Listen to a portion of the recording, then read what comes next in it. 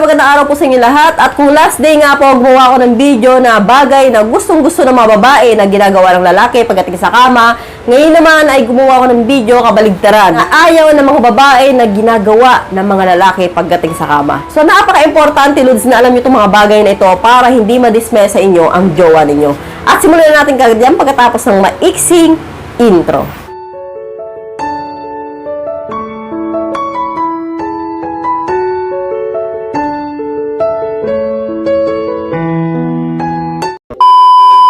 So ano nga ba yung unang bagay na kadalasan may mga lalaking gumagawa pagdating sa kama pero ayaw ng mga babae, no? Number 1, iyot sa puwet, no? Alam ko, Lods, maraming mga lalaki na gustong-gusto talaga na gumigerger sa puwet. Bakit nga ba may mga lalaki na gustong gumigerger sa puwet? Kasi mas masikip. So kapag po ang kepyas ng jowa nila ay maluwag na, so sumusubok sila sa masikip at doon ay sa puwet. Alam naman natin, Lods, na karamihan po sa mga babae masikip ang butas ng puwet. Kaya, may mga lalaki talaga na pinipilit na pumasok doon. So, wala namang masama doon, Lods, na gawin nyo yan. Depende po sa partner ninyo kung papayag, no? Tanungin nyo po muna yung babae kung okay lang ba na ipasok ko doon. Kasi po, I assure you po na karamihan sa mga babae, ayaw talaga yan. Kahit ako, ayoko yan eh. Kasi paramdam ko, bukod sa masakit, no? Masakit talaga yan. Kahit sabihin mo nakaranas namin 1 time, 2 times before, o 3 times, masakit pa rin tuwing ginagawa niyo yan, no? Hindi po yung katulad ng kepyas na habang ginagamit, sumasarap na sumasarap. Sa una lang masakit. Ang puwet po kasi iba eh. Kahit na araw-araw mong gamitin nga, masakit pa rin yan. Iba po kasi talagang butas doon. Mas makipot. So, may mga lalaki po kasi, Lods, na talagang pinipilit na kahit nasasaktan na yung jowa nila, no, pumapasok pa rin. Walang pakialam. Ang mahalaga, masayahan sila. So, mali po yun. May mga lalaki po talaga na talagang brutal pagdating sa kama, yung talagang gusto nila pumasok doon kahit ayaw ng babae, kahit umiiyak na, kahit humihiyaw na, sige pa rin. So, mali po yun, no? Pangalawang reason nga, Lods, kung bakit ayaw ng mga babae na pumapasok doon, kasi nga, pakiramdam namin, Lods, kapag pinapasok nyo doon, yung inyo ay bakla kami.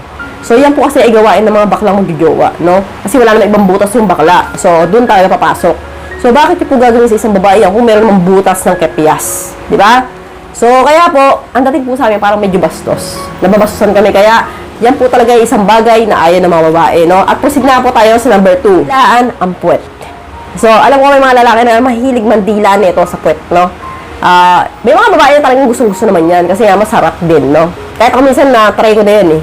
Pero, kahit gusto ko, parang ayoko. Bakit? Kasi bukod sa parang nakakadiri, nakakahiya. So, kahit po nandiyan po tayo sa actual na makikipagtalik, at ginawa po ng lalaki ito na dinidilaan yung butas ng puwet, eh, nakakahiya talaga. So, kaya kung maaari, ba't pa ididila doon? Nandun na yung kepyas, katabi na yung kepyas. Ano bang pagkakaiba? Ano bang lasa nun? Eh, doon labasan ng ano yun, ng pupo yun. Di ba? So, kaya po may mga babae na talagang ayaw yan kasi bukod sa nakakadiri, nakakahiya. So, yun po yung mga bagay na hindi alam ng mga lalaki na ayaw talaga ng mga babae. So, hanggat maaari, huwag tayo pumunta doon. Restricted area yun eh. Papasok pa kayo. Oh. Huwag nyo na pakialaman yung mabutas na yun. Para sa ano lang pupo lang yun. Hindi yung para sa bunganga ninyo, tsaka sa ano ninyo, hotdog. Oh. Tatawanan na naman kayo. Oh, basta huwag yun ang gagawin nyo kasi may mababae talaga na ayaw yun. Karamihan. Pero kapag po ang jowa ninyo ay okay lang, eh di mas maganda. Tanungin nyo muna, pwede bang madilaan yan? Pwede bang pasukin yan? Oh, walang problema kung pumayag, di ba?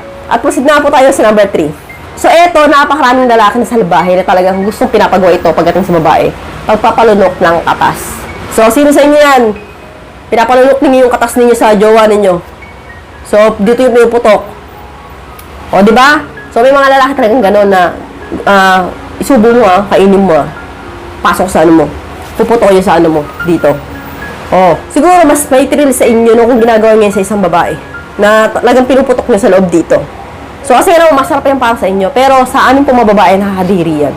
So, kaya mas maganda kung tatanungin niyo po muna yung babae kung okay lang na lunukin niya yan o hindi. So, hindi po yung pipilitin ninyo na lunukin niya kasi nakakasukayan, Lods, eh. Kahit ako hindi ako lumulunok niyan. One time na tikmang ko yan, ayoko na. So, nasusuka ako ng didiri ako tuwing naalala ko. So, okay na yung pagkamalapit na sa iba na lang ilabas. Huwag na dito, no? Kasi may babae talaga na madidirihin. So, yan nga po yung tatlong bagay na ayaw ng mga babae na ginagawa ng mga lalaki minsan pagdating sa ama. So, hanggang dito na lang po tayo. See you again to my next video. God bless. Bye-bye!